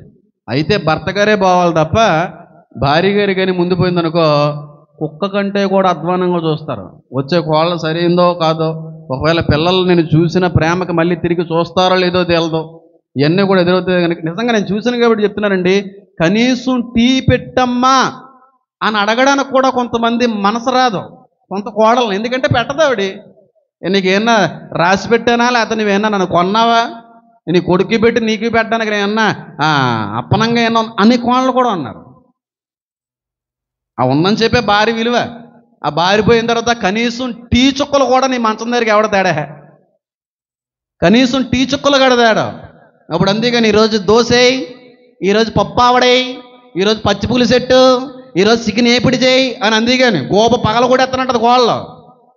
నేను కాదు, కోళ్ళు అంటున్నాను నేను. ఎరా బాబు, మీ ఆవిడతోన్నట్టు నా దగ్గర పెట్టి మా ఆయనకే పెట్టను, నీకెందుకు పెడతానంటది అంతేవిడి. అప్పుడు అనుకుంటాడు, అమ్మ నా భార్య ఉండుంటే అంత బాగున్నావు. అనవసరంగా ఆవిడకి ఎన్నో పేర్లు పెట్టాను నేను. బతుకున్నంతకాలం కూడా ఏదో ఒక పేరు పెట్టి ఆవిడ నా బట్టి నా సంతోషించలేదు, పైగా బాధపడిందని చెప్పి నువ్వు ఎంత ఏడ్చినా, ఎంత గోల పెట్టినా పోయినావిడ మళ్ళీ వస్తుందా? బాధ పెట్టకండి. ఒకవేళ కష్టపడేటువంటి వ్యక్తులు కానీ మీ కుటుంబాల్లో ఎవరైనా ఉంటే ఆ కష్టాన్ని, ప్రయాసని అర్థం చేసుకోకపోయినా పర్లే, కానీ కనీస విలువ, గౌరవం అయితే మాత్రం ఇవ్వండి. ఇస్సాకారీలు ఎంతగా ప్రయాసపడేవారంటే, ఎంత వట్టి చాకరీ చేసేవారంటే అంత వట్టి చాకరీ చేసేవారు. కానీ వాళ్ళ జీవితంలో అన్నీ ఉన్నాయి. ఉన్నవా? ఒకవేళ కష్టమే, సుఖం లేదండి. అసలు అర్థం చేసుకునే కుటుంబం లేదండి, అర్థం చేసుకునే పిల్లలు లేరండి. అంత కష్టపడి ఇంటికి వచ్చినా సరే మళ్ళీ అది కావాలి, ఇది కావాలి అనేటువంటి పిల్లలేనండి అన్నట్టుగా ఒకవేళ బాధపడుతున్నాయేమో, నువ్వు బాధపడవలసిన అవసరం లేదంటాను. వీళ్ళిద్దరికీ వీళ్ళ అమ్మగారే కష్టపడతారు, ఈవిడే ఒడ్డులా కష్టపడతారు. పొద్దున్న 8 గంటలకు వెళ్తారమ్మా, 10 రాత్రి 10 అవుతుంది. 10 గంటలకు వచ్చి అన్నం వండాలంటే సిగ్గుందా అని అడిగాను నేను. సిగ్గుందా నీకని అడిగాను. నాకెందుకని అంత ప్రయాసం, అంత పరిచయం చేస్తున్నావు? కనబడేటువంటి తల్లికి పరిచయం చేయకుండా నాకు చేసినంత మాత్రం నీకేమి రాదో. కనీసం ఆవిడ వచ్చే సమయానికి అన్నమైనా సరే వండి ఉంచండి అని చెప్పడం జరిగింది. ఎందుకంటే ఆవిడ కష్టం నాకు అర్థమైంది. భర్త గారిని చిన్న కాలంలోనే, చిన్న వయసులోనే పోగొట్టేసుకున్నారు. గుడ్డు లాంటి పిల్లల్ని ఎంతవరకు చేశారు. ఎంతవరకు చేసిన తర్వాత ఆ తండ్రి యొక్క, తల్లి యొక్క ప్రయాస, కష్టం అర్థం చేసుకోకపోతే మన పిల్లలు ఏ విధంగా అనిపించుకుంటామండి? నేను చెప్పలేదారా నీతో ఆ మాట? అంటే నాకు వండడం రాదని అన్నాడు. ఇక్కడ గిన్నెలతో వేస్తాడు, కుక్కలన్నీ కూడా వాషింగ్ అయిపోతుంటాయి, అన్ని పనులు ఇక్కడ చేస్తాడు. కానీ అన్నం వండడం రాదని ఇంటి దగ్గరికి వచ్చాడు. మరి నాకెందుకు అంత చేస్తాడు నువ్వు పని? నాకు చేయడం మానే అందాం అనుకుంటున్నాను. ఇంక నేను నా దగ్గర అన్ని పనులు చేయవచ్చు, నాకు అంత పరిచయం చేస్తా ఉంటాడు. కానీ సొంత తల్లి దగ్గరికి వచ్చాడు, అన్నం వండుతావా? రాదని. అన్నం వండడం రాదు, తినడం వచ్చి అన్నం వండరా రే, అన్నం వండరా, కూర వండడం రాదు రే, కూర తినడం వచ్చా? ఎవరు అర్థం చేసుకుంటారావండి? నేను అడుగుతున్నాను. ఇంత కష్టపడుతున్నటువంటి తల్లిని అర్థం చేసుకుంటున్నారా? అంత గుడ్డి కంటే కూడా కుటుంబాన్ని వదిలిపెట్టి కుటుంబానికి దూరంగా కష్టపడుతున్నటువంటి ఒక తండ్రి గారి యొక్క ప్రయాసను అర్థం చేసుకునే కుమారుడిగా ఉన్నావా? ఏ భార్య లేదా, పిల్లలు లేరా, వాళ్ళతో కలపాలని చెప్పి తండ్రి అనుకోడా? అయినా సరే కుటుంబాన్ని విడిచిపెట్టి అంతగా దూరం వెళ్ళి అక్కడికి వెళ్ళి ఇక్కడికి వెళ్ళి ఎందుకు ప్రయాసపడుతుంటారు? నాలాంటి జీవితం నా పిల్లలకు రాకూడదని చెప్పి వాళ్ళు అడుగుతూ ఉంటాయి. నేను చదవను, నాకు చదువు ఎక్కదు, నాకు అలాంటివి నచ్చవు అన్నట్టుగా తండ్రి యొక్క ప్రయాసను అర్థం చేసుకోకపోగా తండ్రిని మరింత దుఃఖపరిచేటువంటి పిల్లలకి శాపం ఉంది. వాళ్ళ దీర్ఘాయుష్మంతులు ఎవరని ఉంది బైబిల్లో. నీ తల్లిని తండ్రిని సన్మానించేవాడు మాత్రమే, లోబడివాడు మాత్రమే దీర్ఘాయుష్యం పొందుకుంటాడు. అంతేకాని తల్లిని తండ్రిని దుఃఖపడేవాడు ఎంతోకాలం బతకడు. బాగా గుర్తుపెట్టుకోండి. తల్లిని తండ్రిని బాధపట్టేటువంటి ఏ పిల్లలో ఎంతో కాలం బతకరు. తల్లిదండ్రుల కంటే కూడా ముందుగానే పోతారు. ఓ మాటలో చెప్పాలంటే ఏమనుకోకండి, తల్లిదండ్రుల చేతి మీద పోతారు వాళ్ళు. మీరు బాధపడినా పర్లేదు, దుఃఖపెట్టకండి తల్లిదండ్రుల్ని. కష్టపడేటువంటి తల్లికి పేర్లు పెట్టకండి, వంట చేసేటువంటి తల్లికి పేరు పెట్టకండి, వంట చేసేటువంటి కష్టపడే భార్యకి పేర్లు పొద్దులు పెట్టకండి. ఒకవేళ ఆ మొర నిజమైంది అయితే దేవుని సన్నిధికి వెళ్తే మళ్ళీ తీవ్రమైన ఇబ్బందులు పడే అవకాశం పరిస్థితులు వస్తాయేమో. ఇస్సాకారు 2 దొడ్ల మధ్యన పడుకున్న బలమైన గార్ధబము వంటి వాడు. గార్ధబం వంటి వారు ఏంటి ఒక మాట అంటున్నాను, ఏమనుకోకుండా కూడా ఎలాగని. మా అమ్మగారు ఎక్కువగా ఈ మాట నా దగ్గర తరచుగా మాట్లాడుతూ ఉంటారు కాడికి చెప్తా ఉన్నాను. ఓపుకుందని ఈ రోజున అంత కష్టపడిపోతున్నారు కదా, మగోళ్ళైనా ఆడోళ్ళైనా. రేపు నువ్వు మూలపడతానే పిల్లలు చూస్తారనుకుంటున్నావా? చూస్తారనుకుంటున్నారా? ఓ కష్టం, అమ్మ కష్టం, నాన్న కష్టం, గుడ్డులాగా గాడిలాగా కష్టపడిపోయి పిల్లల కోసం దాస్తున్నావండి. మాలాగా అవ్వకూడదని పిల్లలు. నువ్వు మూలపడ్డ తర్వాత అనాథాశ్రయాల్లో జాయిన్ చేసే పిల్లలు రా బాబు. నువ్వు కష్టపడి తిన్న చాలు, నువ్వు కష్టపడి సంపాదించిన తిను, నీ భార్యతో నువ్వు సుఖించమన్నాడు దేవుడు. అన్నాడు లేదా?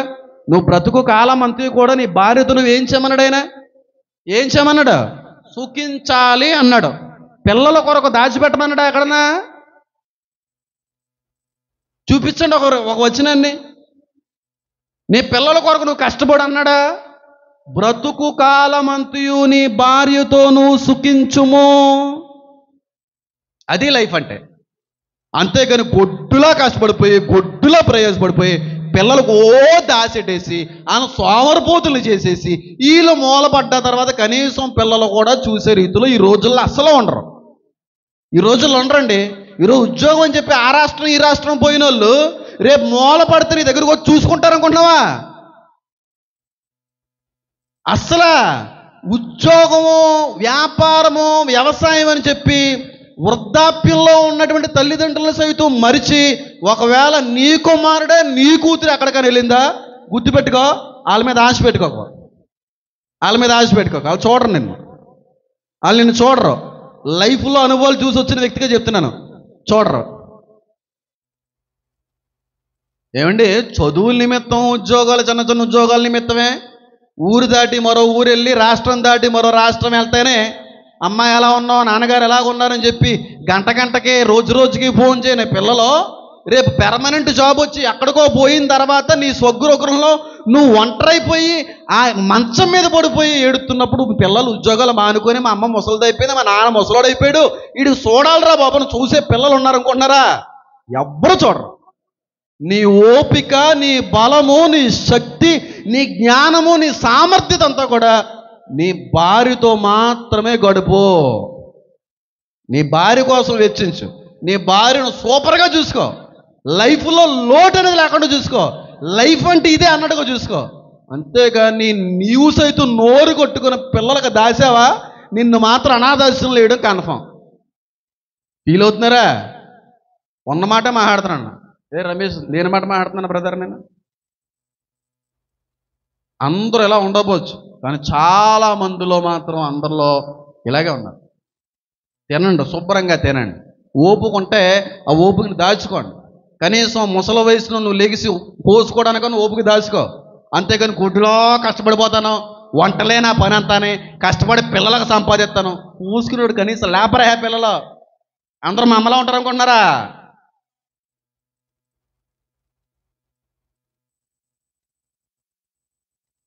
ఈ రోజుల్లో పిల్లలు చూడరమ్మా. ఎక్కడో నీకు జన్మలు లేవనుకోండి, ఇంకేదో దేవుడిని రాత బాగా రాస్తే చూసే పిల్లలు నీకు కలిగి ఉండాలంతే. ఉద్యోగం అని, చదువు అని, పెళ్ళిళ్ళన్నీ వెళ్ళిపోతారు. చివరి చేసి నువ్వు ఎవరితో ఉండాలి తెలుసా? బతుకున్న నీ భార్య, బతుకున్న ఆ భర్తతో ఇద్దరే మిగిలిపోతారు.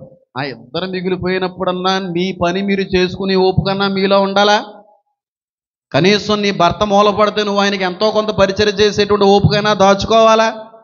నీ భార్యకే కానీ బలహీనత వస్తే భర్తగా నువ్వు ఎంతో కొంత పని చేసేటువంటి భర్తగా ఉండాలా? అది కూడా లేకుండా ఓపిక అంతా పిల్లలకే. వ్యాపారం వ్యాపారం వ్యాపారం. ఓ నిద్ర ఉండదు, ఒక సుఖం ఉండదు, విశ్రాంతి ఉండదు. ఏం చేస్తున్నారో ఈ డబ్బులు అంటే పిల్లల కోసం దాస్తున్నారండి. తినేసి ఎక్కడికో పోతారా, నువ్వు సచ్చే సమయాన్ని కూడా రారా. బైబిల్ పట్టుకొని చెప్తున్నాను, నేను చచ్చిపోయిన సమయాన్ని కూడా రారా. నేను వస్తే మాత్రం మొదటి రేటింగ్ చేసేయండి, ఎప్పుడన్నా వచ్చినప్పుడు చూస్తాను ఆ ఫోటో అని అనే పిల్లలు ఉన్నారండి. బ్రతుకు కాలమంతయు నీ భర్త నీ భార్యతో సుఖించుమన్నాడు సొలొమోను మహాజ్ఞాని. ఎంత కష్టపడినా నీ భార్య కోసం కష్టపడు, నీ భర్త కోసం ప్రయాసపడు. అంతేగాని అర్ధాంతరంగా వదిలేసేటువంటి ఏ దరిద్రుడి కోసం కూడా కష్టపడక. నీ భార్యతో సుఖించు. అంతేగాని మిషన్లే, పొద్దున్నుంచి మిషన్లే. ఈ మాట మా అమ్మగారని వారు అమ్మమ్మ గారని వారు తెలియదండి. మిషన్లాగా పని చేస్తా ఈ మిషన్ ఏదో రోజు ఆగిపోద్దురా అనేది ఎవరన్నమా అనేది? అమ్మమ్మ లేదా నువ్వేనా? ఇలాంటి మాటలు నువ్వే అంటావులే. నిజమే కదండి. ఇప్పుడు బండి కంటిన్యూగా వాడుతున్నావు అనుకోండి, బండి బోరుకొత్తదా రాదా? కొన్నప్పుడు అలా ఉందా బండి, ఇంక లైఫ్ అంతా అలా ఉంటుందని ఎక్కడ ఉంటుందా? ఫ్రిడ్జ్ కొన్నా, ఫ్రిడ్జ్ సూపర్ కూలింగ్ ఇస్తూ ఉంటుంది స్టార్టింగ్లో, ఒక 20 సంవత్సరాల తర్వాత కూడా అలాగే పనిచేద్దా? ఒక మెషిన్ ఎంత ప్రయాసపడినా ఎంత కష్టపడినా ఆటోమేటిక్గా స్లో అయిపోద్ది, ఆటోమేటిక్గా పాడైపోద్ది. మనిషి శరీరం కూడా అంతే. ఓపిక ఉంది, వయసు ఉంది, బలం ఉంది, ఓ కష్టపడిపోతున్నావా, ఒక రోజు నువ్వు వీక్ అవుతావు, అప్పుడు నీ పని కూడా నువ్వు చేసుకోలేవు. Human body is a machine అంటాను నేను. ఓ పని పొద్దులే కళ్ళపేస్తాను, తుడిసేస్తాను, అన్నీ ఈవిడే. పక్కింటోళ్ళ పనులు కూడా చేస్తుంటుంది ఈవిడి. ఓపిక దాచుకోండి. ఓపిక నీ భర్తతో గడుపు, నీ భార్యతో ఆ బలాన్ని వెచ్చించి సంతోషించు. అంతేగాని పిల్ల అనుకోవద్దని నేను అనట్లేదు, కానీ ఎంత కష్టపడిందంతా కూడా నేను చూసుకునేటువంటి పిల్లలు అయితే సంతోషమే. కనీసం నీ కష్టాన్ని నీ ప్రయాసాన్ని అర్థం చేసుకోలేని పిల్లల కొరకు ఇంత కష్టపడుతున్నావా, ఇంత ప్రయాసపడుతున్నావా? ఎవ్వరు ఉండరు, మళ్ళీ చెప్తున్నాను, ఎవ్వరు ఉండరు. మన పిల్లలు మన కొడుకులు మంచోళ్ళే అవ్వచ్చు, కానీ ఆ కొడుకు వచ్చేటువంటి కోడలు కూడా మంచిదే ఉండాలి కదా. ఆ కొడుకు వచ్చే భార్య మంచిదే ఉండాలి కదా. రాకపోతే వేరే కాపురం అంటది. అదేంటే ముసలోళ్ళు అయిపోయారు కదా, వాళ్ళ బడి తెలియదు, నేను కావాలా మీ అమ్మ కావాలా? మీ అమ్మ కావాలనుకుంటే నన్ను వదిలేని మా ఇంటికి వెళ్ళిపోతాను నేను. ఒకవేళ నేను కావాలనుకుంటే మాత్రం మీ ఇంట్లో వదిలేసి బయటకు వచ్చి, అదేంటే మరి నాకు వంట ఎవరు పెడతారో, పెట్టుకుంటే లేదా మానేస్తారు. మనకేటి, మనకు ఫ్యామిలీ లేదా, మనకు పిల్లలు లేరా, మన బాధకేటి, మన జీవితం ఏటో చూడకుండా ముసలోళ్ళు అంటావేట్రా అనే కోడలు ఉన్నారండి. నువ్వు 4 రూపాయలు సంపాదిస్తున్నావు, ఎంతో కొంత వాళ్ళకి అవసరాలకు ఇస్తున్నావు కాబట్టి, డాడీ బాగున్నారా, మమ్మీ ఎలా ఉంది ఆరోగ్యం అంట. రూపాయి నీ వల్ల కానీ వాళ్ళకి యూజ్ లేదనుకో, కనీసం అడగడానికి కూడా ఆలోచిస్తారు. ఎందుకంటే మందులు అయ్యాయి, మళ్ళీ డబ్బులు ఇవ్వాలని. ఎలాగున్నామని చెప్పి బాగాలేదని అంటే మళ్ళీ డబ్బులు పంపించాలని ఫోన్ చేయడానికి కూడా ఆలోచించే పిల్లలు ఈ రోజుల్లో ఉన్నారు. ఓపిక ఉందని ఓ కష్టపడిపోకండి, బలం ఉంది కదా అని చెప్పి ఓ ప్రయాసపడిపోకండి. శరీరంలో ఎంతో కొంత ఆరోగ్యం దేవుడు ఇచ్చాడు కదని చెప్పి ఇంకా నా జీవితం అంతా కూడా కష్టపడ్డం అంటే రేపు రోజున ఎందుకు పని చేయకుండా పోతావరా? ఓపుకొందరు ఓ వ్యాపారంలో, ఓ వ్యవసాయంలో, ఓ గడ్డి కోసేస్తూ ఉంటాడు, పాలు పీసేస్తూ ఉంటాడు, పొలంలో పోతూ ఉంటాడు. ఇంటికి వచ్చిన తర్వాత ఓ రెస్ట్ ఉండదు, ఏముండదు. పెళ్లి చూసుకుని మళ్ళీ పిల్లలు కన్న తర్వాత ఆ పిల్లలు కూడా ఎలా పడతారా? రెస్ట్ ఇవ్వాలండి మనిషికి. ఎంత సంపాదించేస్తారు, దేనికి సంపాదించారు తెలియక అడుగుతాను. కొట్టుల కంటే అధ్వానంగా కష్టపడుతున్నారు కొంతమంది. ఇక్కడ పేర్లు చెప్పాలనుకోవట్లేదు నేను. సంపాదించబోయి ఎవరి కోసం సంపాదించా? నీ కోసం నువ్వు సంపాదించుకో. ఓ కష్టం. ఇంటికి వచ్చి ఒక గంట రెస్ట్ ఉండదు, ఏమీ ఉండదు ఇంటి దగ్గర కష్టం.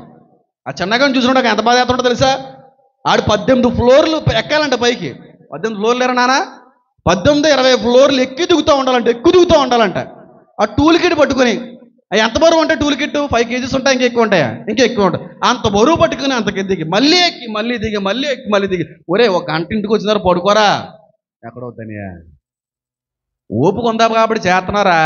రేపు నీకు పెళ్లి చేసుకునే వయసు వస్తుంది, పిల్లలకనే వయసు వస్తుంది, నువ్వు కష్టపడే వయసు నీ అంతటికి నువ్వు వస్తుంది. అప్పుడు నువ్వేం చేస్తావు? ఏం చేస్తామని అడుగుతాను నేను. కష్టపడండి, ప్రయాసపడండి, చెమటోర్చండి, కానీ దానికి లిమిట్ ఉంది. దానికి లిమిట్ ఉంది. అంతేగాని డబ్బు సంపాదన మీద పడిపోయి, రాబడి మీద పడిపోయి ఇంకెంతైనా కష్టపడతాం, ఎంతైనా కష్టపడి ఓపుకున్నంత సేపు కష్టపడి సంపాదిద్దామంటే రేపు ఓపిక అయిపోయిన తర్వాత ఎందుకు పని చేయని చెరుకు పిప్పిలాగా అయిపోతుంది నీ బతుకు. చెరుకు పిప్పి పని చేద్దా? దేని పని చేద్ది? దేని పని చేద్ది? ఫ్యూయల్కి పని చేద్ది. అంటే కాలడానికి, బూడిదికి, బొగ్గుకి పని చేద్ది అంతే. రేపు రోజు నువ్వు సావడానికి కట్టెలకి తప్ప దేనికి పని చేయవు. రెస్ట్ తీసుకోండి. ఒక 40 సంవత్సరాలు దాటితే మరింత రెస్ట్ తీసుకోవాల్సిన అవసరం ఉంది. 50 సంవత్సరాల మరింత రెస్ట్ తీసుకో. 60 వచ్చినాయా ఇంకా రెస్ట్ తీసుకో. ఇంకా ఉన్న ఓపికంతా ఇంకా కష్టపడిపోతే రేపు రోజున మూల పడితే ఉచ్చపోసుకోవడానికి కూడా ఓపుకుంటుందయ్యా. కుక్కలు చూస్తారు నిన్ను, కొంపొస్తుంది అంటారు నీ పిల్లలే. నీ పిల్లలు అంటారు కొంపొస్తుంది మమ్మీ గదిలో పెట్టి తొలిపేసే అంటారా. కనీసం ఇదిలో వేసుకోవడానికి నువ్వు ఓపుకు దాచుకోవాలా? అంతే. ఓ కష్టం గాడిద లాంటి సాకిరీ చేస్తున్నారు కొంతమంది. ఎవరి కోసం సాకిరీ చేస్తున్నాం అంటే దానికి అర్థం లేదు, అర్థం లేదంతే. రెక్కలు వచ్చి ఎగిరిపోతాయండి డబ్బులకి, తెలుసా? మా అమ్మ అంటూ ఉంటుంది, డబ్బును చూసి, సంపాదన చూసి అది ఇది సంపాదించుకుని అనుకున్నావా, నిమిషంలో నువ్వు చూస్తుండగా రెక్కలు వచ్చి ఎగిరిపోతాయి డబ్బులు. అలాంటి ఖర్చుని, అలాంటి పరిస్థితిని తెచ్చిపెడతాడు దేవుడు. సంపాదించావు అనుకోకండి, సంపాదించింది అంతా కూడా రోజులో ఖర్చు అయిపోయి పరిస్థితులు వస్తాయి.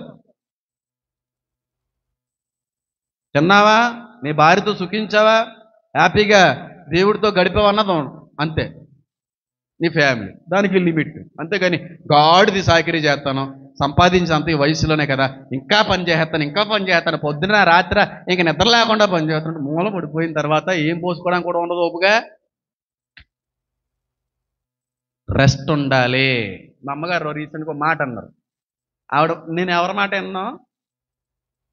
అంటానంటే వీడి మాట వింటాను, చిన్నిగడి మాట. హ్యూజ్ రెస్పెక్ట్ ఇస్తున్నాడు మాట. నేను రెండోదిగా ఎవరి మాట వింటానంటే మా అమ్మగారి మాట. భూమి మీద ఇద్దరు మాట తప్ప ఎవరి మాట విన్నాను. దేవుడి మాట తర్వాత చెప్తున్నాడు. వీడు మాట అన్నాడంటే అయిపోతాను. మా అమ్మగారి మాట. ఇంకెవరి మాట అంత అంటే తండ్రి గారిని గౌరవించరా అంటారేమో మళ్ళీ. ఆయన నాకు ఏం చెప్పరాలటి, ఎప్పుడూ ఖండించడం కానీ, గద్దించడం కానీ, ఇలా చేయి అలా చేయి ఎప్పుడు చెప్పలే మా తండ్రి. ఇప్పుడు వచ్చి ఎప్పుడూ కూడా నన్ను ఇలా ఉండాలని చెప్పి ఎప్పుడు చెప్పలేదు. ఎప్పుడు గద్దించలేదు, ఎప్పుడు ఖండించలేదు. అందుకే ఇలా అయిపోయినాము నేను. అలాంటి తండ్రి, అంత మంచి తండ్రి. ఎందుకు వాళ్ళ బ్రదర్స్ అందరూ ఆటైపోయాయి. ఓ సీన్ బాబు అన్న బ్రదర్ ఎప్పుడు వాళ్ళ పిల్లల్ని అంటాను ఎప్పుడు చూడలేదు. మంచి తండ్రులు ఇచ్చాడు. మా జనరేషన్ మాత్రం మా దేవుడు. అమ్మగారు రీసెంట్గా అంటున్నారు, అమ్మ నాకు అసలు వర్క్ ఎక్కువైపోయి అసలు పని అవ్వట్లేదమ్మా, చాలా వర్క్ బిజీ అయిపోయింది, నాకు రెస్ట్ తీసుకోవడం కూడా లేదనంటే, పడుకుంటే మళ్ళీ నాకు ఆ వర్క్ చేసి నా బ్యాలెన్స్ అంతా ఉండిపోతుందని చెప్పి ఇద్దరు కూడా పడుకోవాలరా అని అనలేదు మా అమ్మ. పడుకోవద్దు నువ్వేమిని, ఒక అరగంట అలాగా నీ నడుము వాల్చంతే. పడుకోక్కర్లేదు, నిద్రపోక్కర్లేదు, నడుము వాల్చితే చాలు. ఆ శరీరం, ఆ అవయవాలు అలా కొంత రిలీఫ్ అవుతే చాలు. అందు పడుకోకూడదు అంటది, నడుము వాల్చమంటది, దాని అర్థం పద్ధం ఉందని అనుకున్నాను. కానీ మా అమ్మగారు చెప్పిన పని చేస్తే అరగంట జస్ట్ పడుకోక్కర్లేదండి, జస్ట్ అలాగా నడుము వాలితే ఎంత రిలీఫ్, ఎంత నూతన బలాన్ని పొందుకున్నా తెలుసు. ఏం నిద్రపోక్కర్లేదు, జస్ట్ అలా నడుమును వాల్చండి అంతే. బోల్డ్ అంత రిలీఫ్ ఉంది, బోల్డ్ అంత.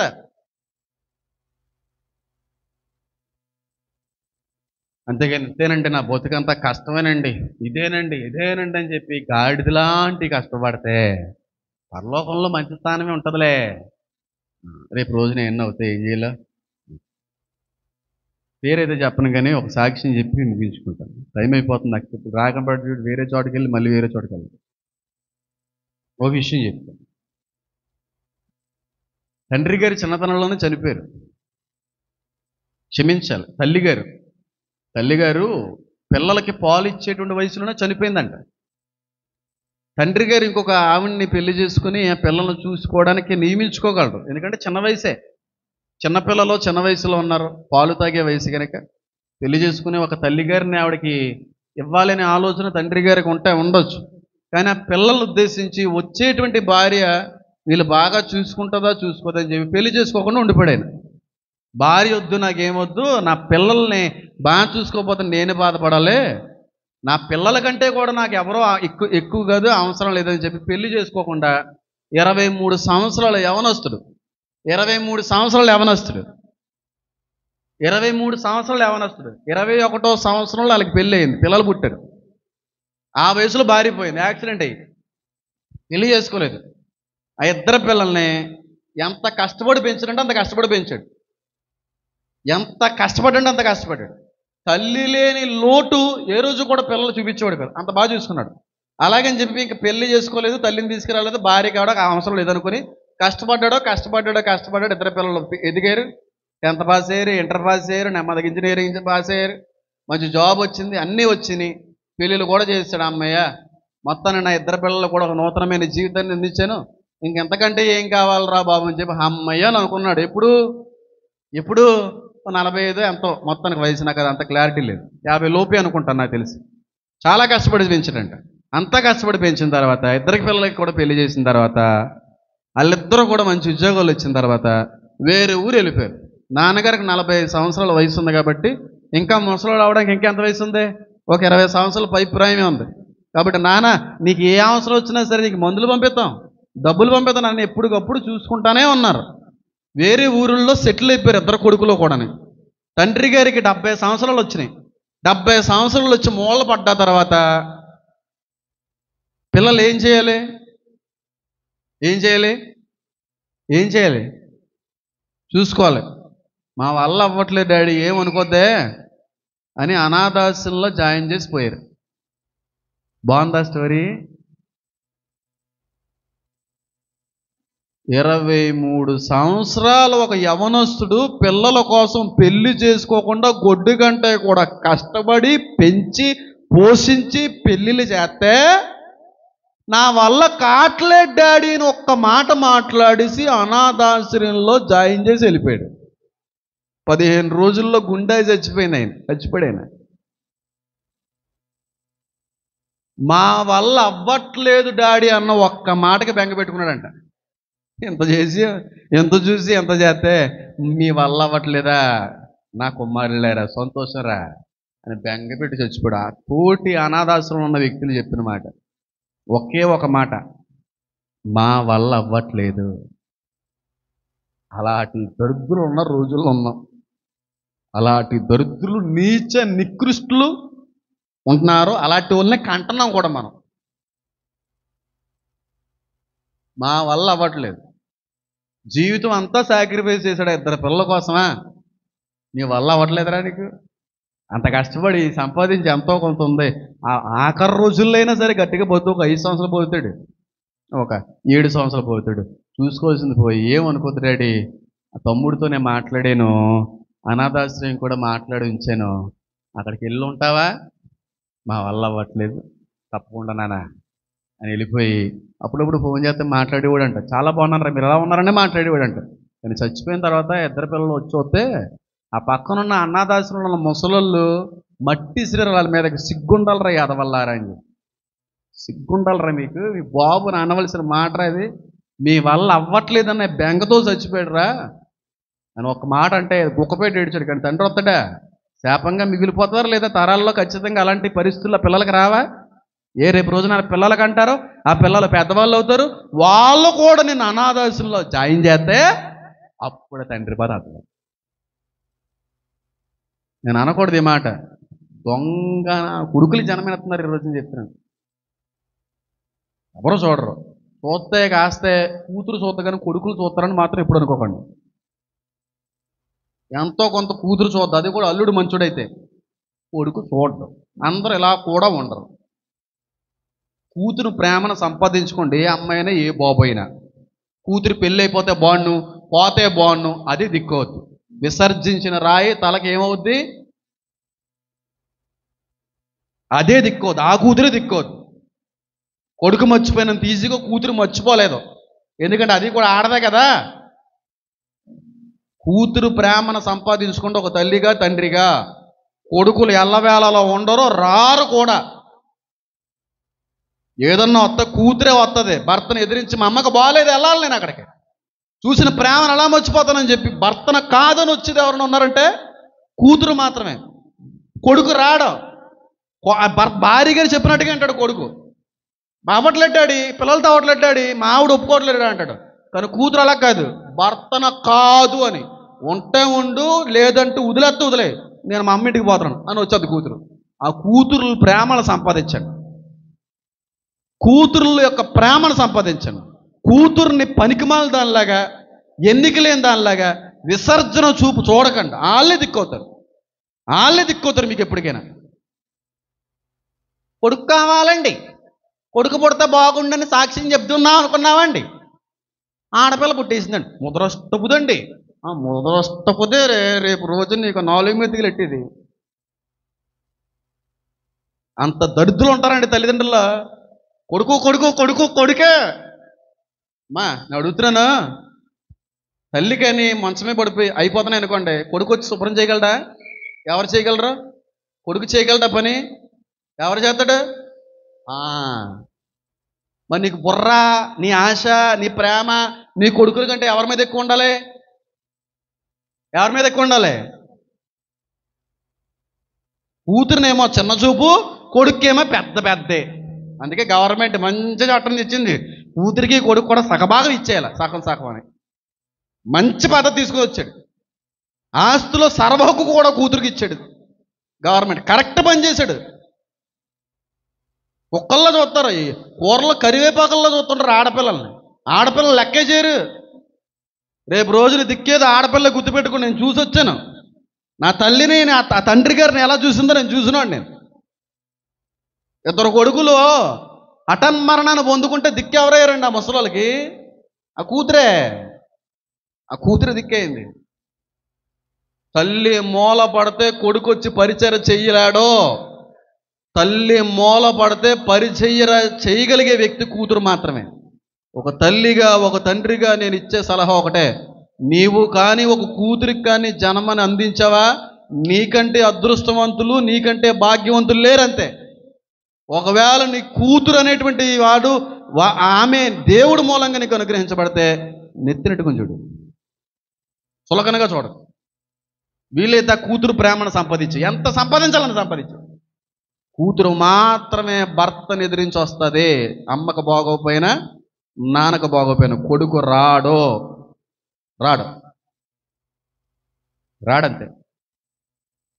అనాథాశ్రమంలో జాయిన్ చేశారంటే చూడండి, ముసలాన్ని నా వల్ల కావట్లేదు డాడీ అన్న మాట బెంగ పెట్టుకుని చంపించేసిందంటే తండ్రి.